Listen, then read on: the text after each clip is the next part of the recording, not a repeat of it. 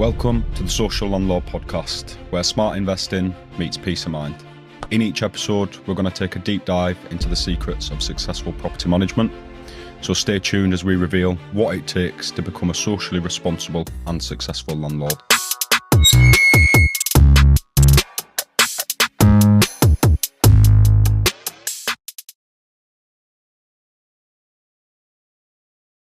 So we're back again today with Ayub. Today it's going to focus on what's scaring all landlords at the moment. Well, it's nice to be back here. It's been, I think, how many? 4 or 5 months, I think, since the last time I was here. Yeah, 3-4 months. We just thought we would dig to the bottom of the barrel, find one of our investors with the most hot, agents with the most experience. I can tell you right now, over the last few months, there's a lot of fear amongst landlords. In your 25? To over 20 years, 25 years now. In your over 20, 25 years experience, have you ever seen such a drastic proposed change? These new Renters' Rights Act.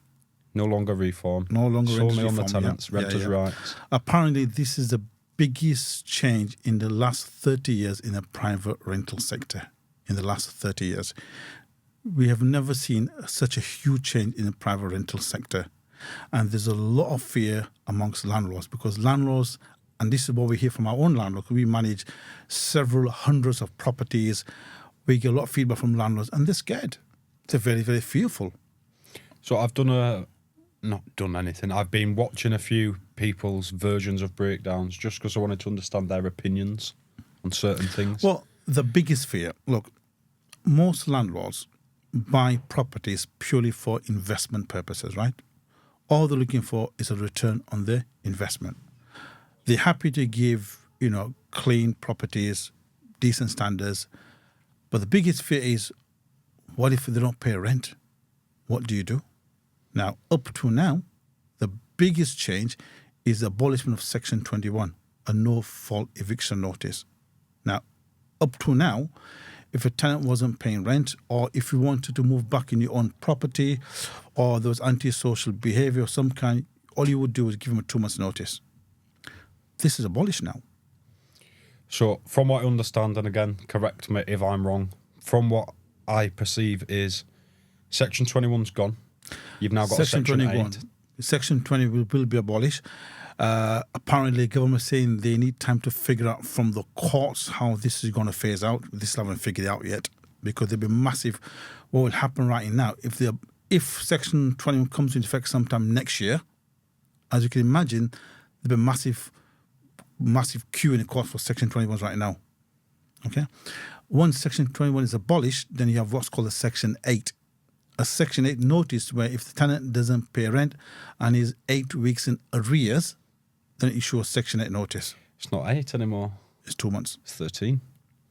And that's changing as well. 13 weeks. So, and apparently there is a threshold. So you've got 13 weeks rent arrears.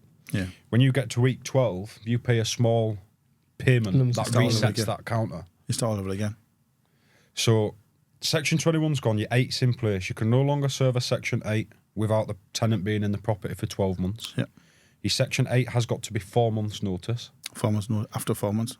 And then there's the 13 weeks of not paying rent. So before you've even got anywhere, before taking any legal proceedings, you've lost your 4 months' rent. You're, 18 months and 3 weeks in? And then there's then you have to wait for the 12 months of taking it through court. You have to wait for the court day. So can you understand the fear amongst landlords? 2.5 years of... Maybe not 2.5 years, but generally... I reckon it'll push that far. Yeah. It takes a year for people to go through courts now to get people out. But it doesn't stop there, though.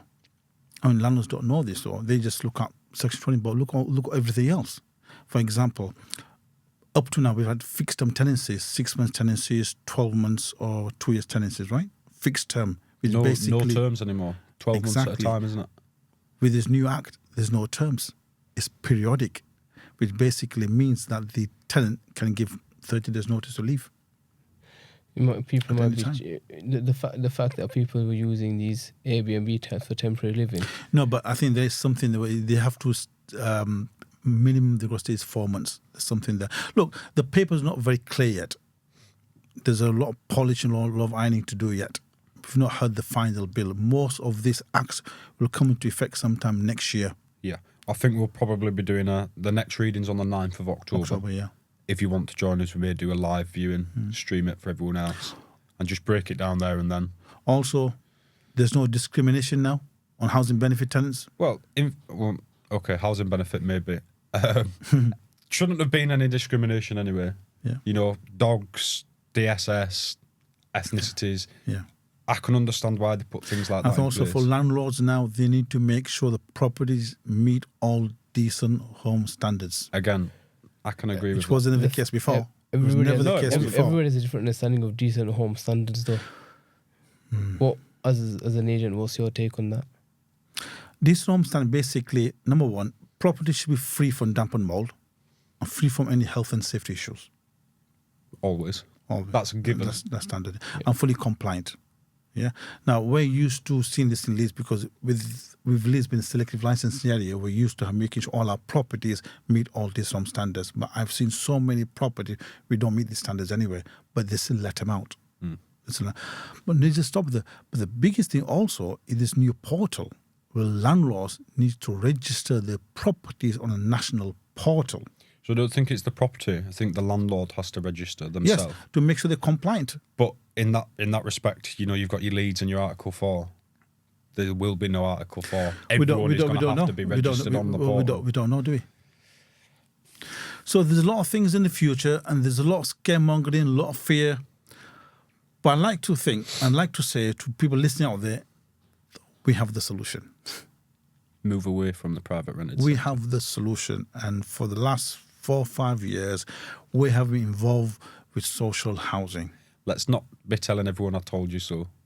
Let's just stay back to that. Let's carry on breaking it down before we tell everyone we told you so. I think before it's coming to a point where people were just having tenants say the property is fine and just let it out. But when it comes to social housing, with that decent home standards comes into effect. Yeah, We've been dealing with this we've for, been doing for for years. years. It's standard. As we've experienced, when you do it properly the first time, there's no wear and tear. Yeah. It's less headache because everything's been done properly. The furniture's new, the paint's new, the compliance, the boiler's been serviced, been checked, everything's been I done. mean, let's compare, shall we? Right? If you rent a property now to a private tenant with a new act coming in, right? Tenant cannot pay you rent. And it's going to take you months and months and months of not knowing how long before you can evict him. So if Okay. you've got your, you know, like we said, your threshold, your rental threshold, the amount of arrears you can be in before they can serve you your notice. If you're still within your 12 months, your initial 12 months, and you can't serve a Section 8 before that, but they build up a rental arrears in that 12 months. There's something to say, if it happens 3 times within a space of 3 years, then it's a mandatory eviction. Right. But that's 3 years. But what about the initial, like you say, you can't serve a Section 8 until they've been in the property for 12 months? No. You can't serve a Section 8. It's a bit vague yet. So, well, again, It is a bit vague. there's too much floating around to understand what it is a exactly bit vague. is. It is a bit vague, Yeah, yeah. I think a lot of it is just creating fear amongst landlords, which is everyone's panicking and selling. And I think They're this scared. uncertainty makes it worse. Yeah, There's definitely. so So much many people uncertainty. saying, Right now, what landlords are faced with is chaos, confusion, and uncertainty. Yeah. All we can say is that we can replace the told you confusion so. and uncertainty with a certainty and clarity because we offer long leases with social housing providers, making sure that all properties meet decent home standards. Okay? There are no voids because you've got guaranteed leases in place. There's never an issue of evictions because we never have to evict them anyway. I think one thing that's And just that's- made our life so Yeah, much yeah. easier as well is the fact that we've been doing this for 3 years. True. Beforehand, it wasn't necessary to do it for the private market. That's right. So when a landlord comes to you and says, oh, well, I don't have to do that. Yeah, Okay, you don't have to change those dirty stained carpets in your house. true. That's fine, but I don't want your property. Now, you legally have to either way around. So True. you may as well take the security. True. But- Definitely a lot more security as well with social housing. You know, And the rents are increasing as well now. well, in line with rents. So the next thing that they've said is no bidding wars. Yep.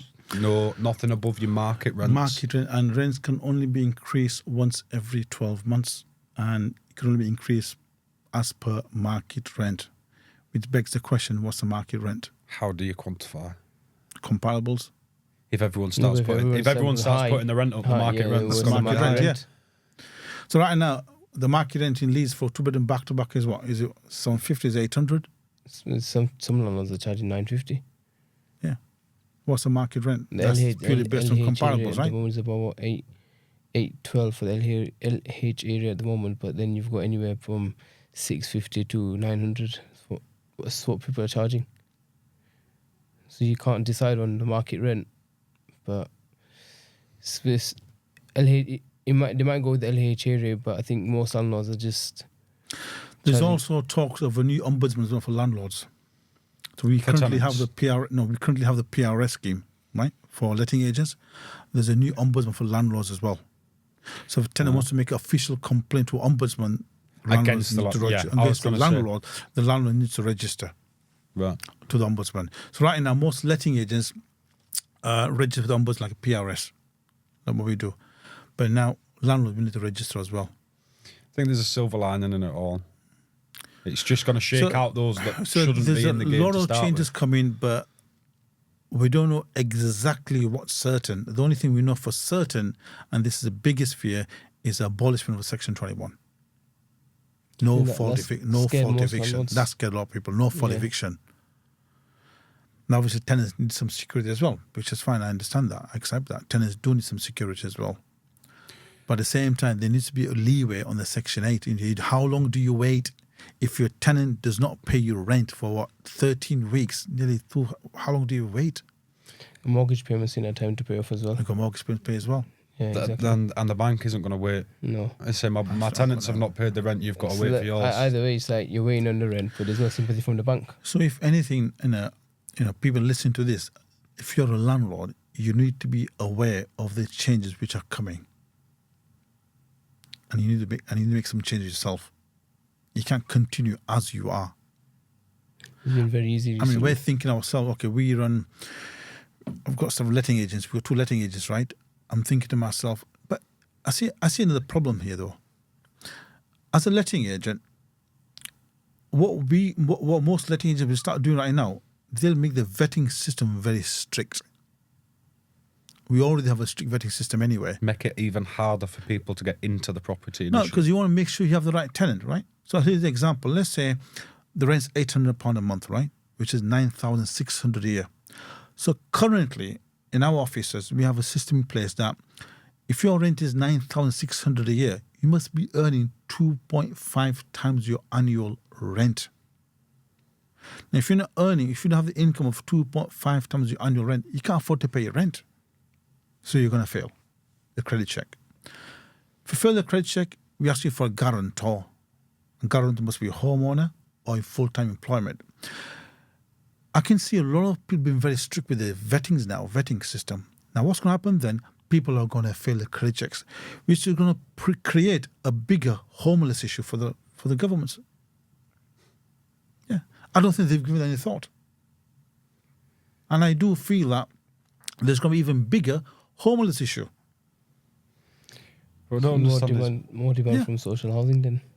And that's where social housing comes in. All it's going to do in the end of it is get your smaller landlords, which private tenants claim are the devil, to get out of the game. And then all they've got then is big private estate agents and mass landlords that don't give a toss about who's doing what.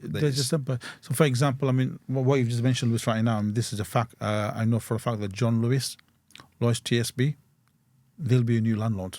They've already announced that, they will be, they'll be buying properties just the money-saving expert, yeah. Yeah. So to them, you're just a number. End of the day, tenants, they get better service from your local independent letting agents. They have a much better relationship. But letting agents will be very, very strict now. You've got to be very careful who you take on board as a tenant. You're not going to discriminate. Will you be changing your 2.5 times salary rule? I don't think Personally, when I think about it in my head, if your rent is 9.6, yeah, and you're only earning 35, you can afford it. But it's not that much. Well, if there's 2 of you between that salary, Yeah, that's okay. Yeah, but our rule is 2.5. We've always had that 2.5 rule, and it's worked so far. But then again, look at the cost of living now. This is what I mean. Everything is so much it's higher about now. affordability. Can you afford to pay the rent? If you can't afford to pay the rent, I'm sorry, but It's the first thing that stops. It's not just the rent though. You've got bills, council tax, your own lifestyle expenses. Yeah. So the rent, I think the council is telling landlord, telling tenants pay everything else and then pay your rent. So, but to be fair, we don't stop there. If someone fails, then we ask for a guarantor. And how many people can provide a guarantor? There's not many. Not many. I don't think a lot when people say they're going to be a guarantor, I don't think they realize the full meaning of it from experience. When the rent's gone and you ask them, you need to pay, like, I didn't actually sign up for this. I just stepped in, but now things are going more strict. I think a lot of people will stop being guarantors now. They just don't want to get themselves into some credit history that's going to affect them. But although government is saying that you can't discriminate against housing benefit tenants, but how are they going to pass a credit check? I didn't think you could discriminate against housing. Yeah, but how are they going to pass a credit check? Well, it's not discrimination if they don't pass the. It's failing. So what's going to happen then? You have a massive homeless issue. That's when the social housing requirement comes back in. Yeah. So with all the fear going on, the solution we have is social housing, where we've been in this sector for nearly 4 to 5 years right now, and where we provide our landlords who are very, very happy, guaranteed rents with no voids. But do you not think all of these scares that go into landlords, we know there's a shortage of houses for first-time investors, first-time buyers, people just to sell up, get people on the property ladder, get people off the council list as well. Maybe this is a scare for people to sell up. I think because mortgage rates are slightly coming down as well. Well, there's a strong possibility interest rates may be going down again. But we've already seen the amount of people selling. Yeah. I put it in the group chat the other day, actually. So someone had posted in one of the Facebook groups, which is just Landlord Advice UK, whatever it's called. And he's put, I have a property, tenant's finished his term, it's vacant. I'm deciding now, do I refurb it and re-let it back out? Or do I sell up and go into a different, stocks or even premium bonds, something basic and simple? He had 14 comments. Okay. 13 people said, sell now. Sell right now. There was one person, and it was an old woman. The last person I would have expected to say it, and she was like, no, retain it. This is all just a... But she's been through the peaks and troughs. Yeah, but you know what I would say? She knows what happens in 5 years after this stuff. The best time to invest in any sector when everyone else is panicking. Where there is property, where there's stocks and shares, is when people are fearful. That's when you invest. And then when you see it on the news, it's time to get out. Yeah. When they're fearful, so if people are selling right now may be a time to pick up some bargains. Yeah. And all you got to do as a landlord, change your strategy. Okay. If you used to private rental sector, change to social housing. We have got leases for 5 years, 6 years, up to 15 years. Leases in place with reputable housing providers that have been in this for many, many years. That's the solution. So I can vouch for it myself. I've been cash ready to not, mortgage deposit ready to buy a house for maybe 3 years now. Yeah. Have not been able to find one that ticked the boxes that I would be happy to pay my money to. Only last week when we were in here did we just get an offer accepted. That's been easily 2.5, 3 years. That's how long it's taken to find the right property. To find a property that is not A, 40 grand overvalued, or B, in the middle of an absolute, squalor and still wanting top dollar for it. It's only just started going, and I think this is to do with people I've seen being the price scared. coming down though. Well, I've got it for 121 and it's advertised at 160 initially. Wow. So people are desperate to sell. And this was a rental property. It's Okay. been rented out for years beforehand. It's been empty for the past 3 months. This landlord has obviously decided, I don't want any of this anymore. No. I don't want that risk. I'm just going to get out, sell up, go somewhere else. So the buy-to-let landlords are selling it right now. I think what's hurt... Definitely smaller ones. I think, it's the timing, because what's hurt the landlords, it's not just the new act that's coming in, it's interest rates. Interest, cost of living, Yeah. Everyone, But you're being it's stung interest from rate every because angle. I've got landlords, it's absolutely shocking. It's shocking. I've never seen that. But, when they tell me that their mortgage payments are actually higher than the rents what they receive, just doesn't make sense, does it? I've got landlords where, their payments have increased massively, £500-600 a month. I think there's some where the difference between the rent and the mortgage is like £200 a month. See, before, It's not manageable. when you do your figures, right, yeah? When you're buying a buy-to-let property, you always make sure that you had a positive cash flow of at least about £200 a month to make it worth your while as a buy-to-let, right? Nowadays, bloody, I've got some landlords, forget positive, they're negative. Negative cash flow, that's unheard of, that. How do you get a negative cash flow? Buy at the wrong time. And they can't sell it because they can't get the money back for what they pay. They're really stuck. So, there's a lot of people out there, and I feel for them, but they're struggling.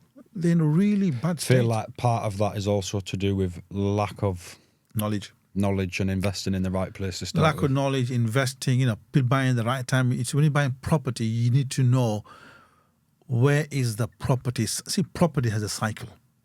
Okay, I can go back to 30 years. Everything has cycles. There's a cycle, right? This is why I said the so, older for example, lady's been through if I ask you both a question, you might not remember. If I ask you a question, was 2007 a good time to buy property?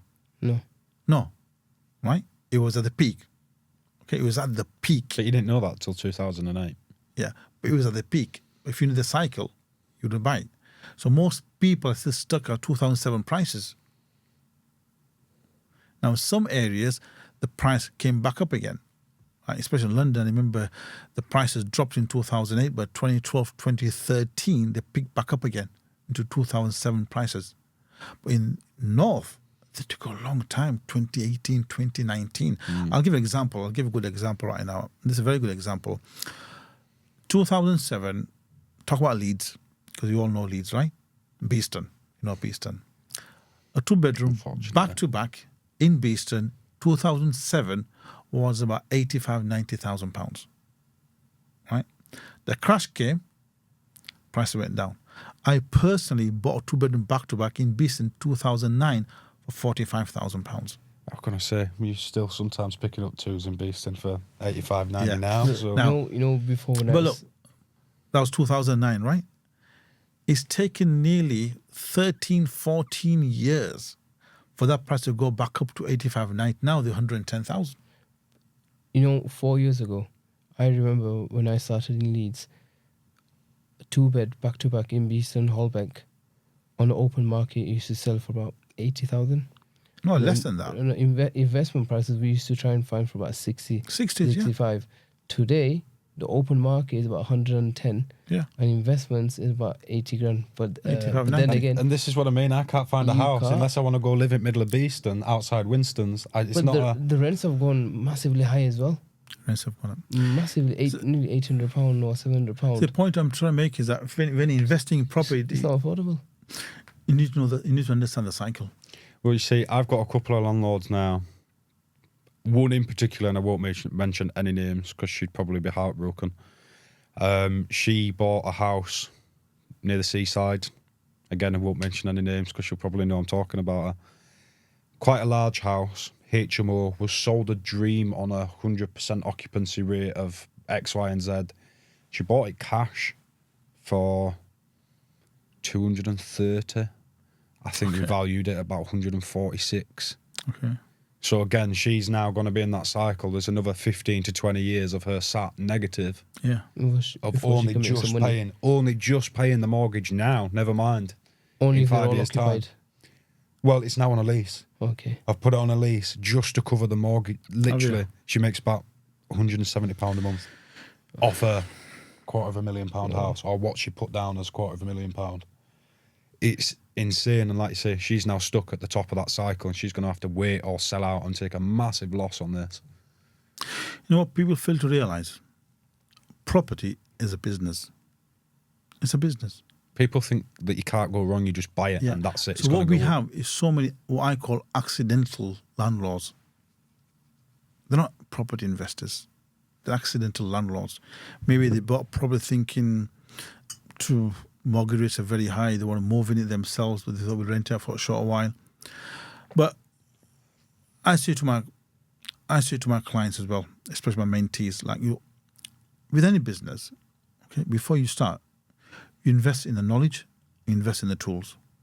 So, curiosity then, being a coach and all this uncertain rubbish going on, all this knowledge that people need to get now before it's too late and end up in a sticky situation, would you say you've got busier?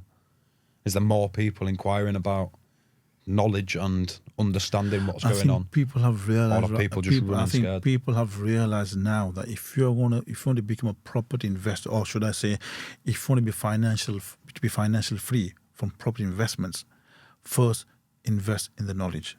That way you make less mistakes, and more importantly, you've got somebody supporting you. I think easiest and that's thing the most important. You've got somebody supporting you, guiding you all the way. And you know what? Today we live in a world where people have always thought, and the biggest barrier for most people, they'll tell you, every single person wants to create passive income from property. I've never met a single person who said no. And I've never met a single person that actually has passive income from property. There's plenty. But at the same time, the biggest barrier to that, I've got no money. That's the biggest barrier. I can't get a mortgage. But if you have the knowledge and the skill and the creativity, you realize that money is not an issue. There's plenty of money out there. And if you understand all the different types of property investment strategies, like for example, social housing, it's a strategy. If a private rental is not working for you, change. We've got a few landlords who buy from us in areas where social housing are paying more rent. Yeah. They'll buy from us, do the works that's needed, and then flip the property for a higher return. Yeah. Just because of the numbers. Because of the knowledge. Yeah. Knowledge. If you have the knowledge, the only thing, when things are not working your way, the only thing you have to change is just strategy. A strategy is a specific way of doing something. Change the strategy. Don't stick to the same thing over and over again. If it's not working, change it. And right now, it's a perfect time for all you landlords out there who are fearful. It's change to social housing. I think there's still a massive, despite it being a buzzword, like these past couple of years, social housing everywhere. Yeah. I think there's still a massive stigma behind it. Oh, I don't want then benefit tenants in my house. Oh, I don't want asylum seekers in my house. Okay, but you're going to end up. But there's a difference though as well. But the 10. social housing and the supported living. Now, we have certain providers. We provide what's called supported living, where they have a care worker who stays at the property, who visits the tenants on a regular basis. Yeah, I know we've got a couple of blocks for young care leavers in Yes. that have got 24-hour members of staff, things like that, which again gives you peace of mind. Gives you peace of That mind. There's someone there Gives you looking there peace all of the mind, time. yeah. But people that don't know about it just think benefit tenants or young care leavers that have been trashing people's houses or X, Y, and Z. When you weigh up the pros and cons, are they going to pay rent? Are they not going to pay rent on both sides? Are they going to trash the property? Are they not going to trash the property? You can get both. You can get a private tenant that might trash the property. You might get a private tenant that doesn't pay rent. But with social housing, it's more of a. I look at it more as a business-to-business relationship, rather than speaking to a tenant directly. They need to have that good relationship with landlords in addition to get more properties. Which I feel it helps. Like when I speak to private tenants, sometimes it's the conversations don't always go well. But with social housing, I just appreciate the fact that business to business relationship, everybody wants the best outcome, because like it says supported living, they've got a genuine care for their tenants. It helps in the way where they want to keep the relationship. Most do. If you get the right ones. Yeah. It just makes things more easier because they've got to care, you've got to care, and everybody wants the best outcome. So I think there's more time till more people start moving to social housing. It's like this. Every investment, whether it be property, whether it be stocks or shares, whether it be businesses, carries some element of risk. Okay? And your job as a landlord, as an investor, is minimize your risk. And what we're talking about here today, with the current state and with current acts coming forward now, you have to ask yourself a question: where is the less risk? I think people have also, when they're seeing like, you get your LHA plus 5 or 10%, whatever they get for social housing, like, oh, but I can make £75 a month more if I go private. Well, you now have to do the exact same amount of works. Yep. Yeah, that's true. Yes, you can make £75 a month, but by the time you've paid an agent 10% or managed it yourself and spent all that time, all it decides is not paying once. See, that's been issue gone. for us. That's been issue for us before. Some landlords have shied away from social housing because they've had to spend more money. Yeah. But this is what I meant. But now, because still of the this, same. Yeah, it's the same. So I think for us, it's a win-win. Definitely. I think for us, it's a win-win. Yeah. I think we'll stop I there. think that when people are fearful, that's the time you should be investing. That's where the opportunity rises, when there's a fear. lovely. Just going to have a quick 5 minutes. Okay. I'll come back for part Okay, 2. guys.